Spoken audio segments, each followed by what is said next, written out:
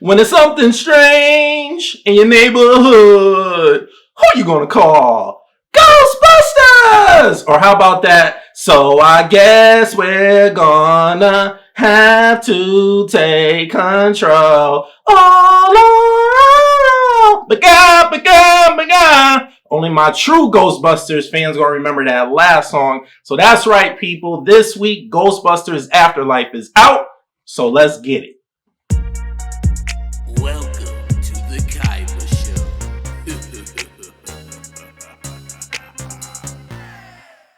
Alright, people, so Ghostbusters Afterlife is starring your boy Finn Wolfhard from Stranger Things. We have McKenna Grace, Paul Rudd, and we have some guest appearances from the original cast of Ghostbusters with Dan Aykroyd, Bill Murray, Ernie Hudson Sigourney Weaver, and I'm pretty much not ruining that. Oh, and Janine, the actress that originally played Janine, she makes a little guest appearance, and I'm not really ruining that for you guys because as you can see in the trailer, we heard Dan Aykroyd speaking on the phone in the trailer, so I'm not really giving nothing away with that. So, and it's directed by Jason Reitman. He's the son of the original director Ivan Reitman. And basically, the premise of this movie is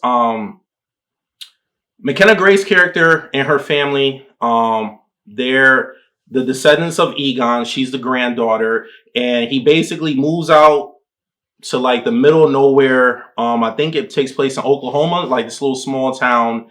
And you guys see this in the trailer, so I'm not ruining it. But basically, your boy Zool and Gozer and everybody, they're back, and that's all I'm gonna say. I'm not gonna say nothing else for the story. That's it. Don't want to ruin the rest. But like I said in the trailer, you saw that, so it's not me spoiling the story for you. You could tell that Zool and everybody was back because you saw the dogs running in the trailer, and I like that too. Let me go into this. I like how with this movie, for certain scenes and shots, they went with the practical effects. So I like how, just like with the original, you could tell that there was an actual mechanical puppeteer suit with the demon dogs, and then when the dogs had to run, obviously they did CGI, and I guess with the original movie they did probably stop motion action with that. So yeah, I'm a huge Ghostbusters fan. I'm an 80s baby, so I grew up watching Ghostbusters. Me and my older brother love that franchise. The first one is obviously the best. Second one was okay, and then the 2016 version, I try to forget about it. But with this one, Ghostbusters Afterlife, I had a lot of fun with this movie, people. This movie was very entertaining to watch, for the least. McKenna Grace stole the show.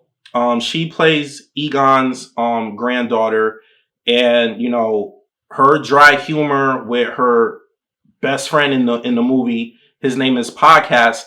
They actually work together, and I like their dynamic and their chemistry on the camera. The first half of the movie does start off slow, so it doesn't have the same pacing as the first movie. The first movie, I want to say, took probably like 35, 40 minutes until we see them bust their first ghost. This movie, there's a lot of plot development, I will say that, but when it picks up in the second half of the movie, I was quite entertained. Even in the beginning, the first half of the movie, even though it was a little slow at first, I was entertained. Like I said, McKenna Grace, she did a great job. I felt like her dynamic on the screen helped carry the movie, and there was a lot of the playful banter back and forth that she would do with her mom, Paul Rudd's character. She had like the smart, nerdy replies for everything, and if you're familiar with what's that show, Big Bang Theory, Sheldon, how he has like the smart scientific remarks, that's what she reminded me of, and I actually enjoyed her little smart comments that she'll say back to, like I said, like her mom or Paul Rudd's character, or even her older brother who's played by Finn from Stranger Things. So yeah, there was some good action sequences in this movie too. That car chase scene that you see in the trailer where she's like in the gunner seat, I actually enjoyed that scene. That scene was quite entertaining for the most part. But yeah, the acting in this movie was pretty good. Storyline, you know, it's not perfect. It definitely could have been fleshed out a little bit more. Some people might not like it because they're going to be like, oh, all they're doing is biting off of the first movie, kind of like how people got upset with Star Wars Force Awakens, saying that it was just mimicking A New Hope. Yes, there's elements from the first movie, but they still go in a different direction. So, and I like that. And they do a lot of references to the first movie. So if you're a true Ghostbusters fan, you're going to catch it. And I like that they paid homage in that way.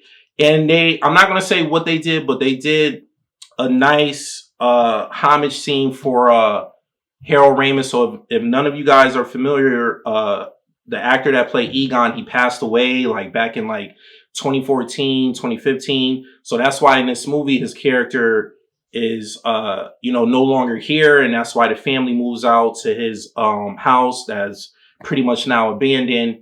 And they do a nice, tasteful way of like paying homage to him. And I like that they did that. So I think the true Ghostbusters fans, they're gonna appreciate this scene in the movie. And it was a little teary moment because they did it in a great way.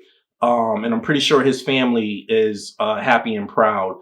So yeah, with that being said, story was pretty decent, not the best. It could have been fleshed out a little bit more. The acting was pretty good. I really don't have no complaints with anybody's acting. And the ghost stuff was cool. Yeah, did they use elements from the first movie? But it didn't bother me because, like I said, they went in a different direction versus the first movie. So overall, on the Kaiba scale of 1 to 10, because I had a lot of fun with this movie, I'm going to give this movie a solid 7.5. Obviously, Ghostbusters 1 still holds that standard. But I feel like for a sequel, because it's like a sequel slash, I guess, a little soft reboot, but it's more like a sequel because there was a lot of references to the first movie in this one. It stands up. I mean, to be honest with you, I'd probably rather watch this than Ghostbusters 2 if I had to decide.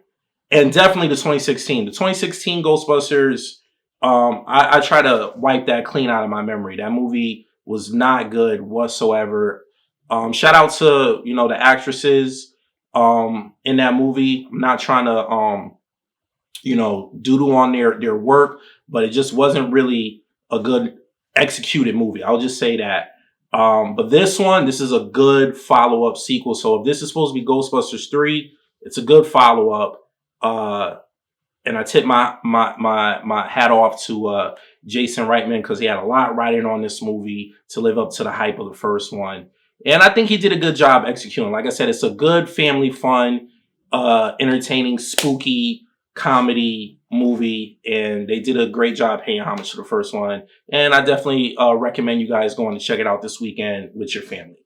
So with that being said, you guys know the drill.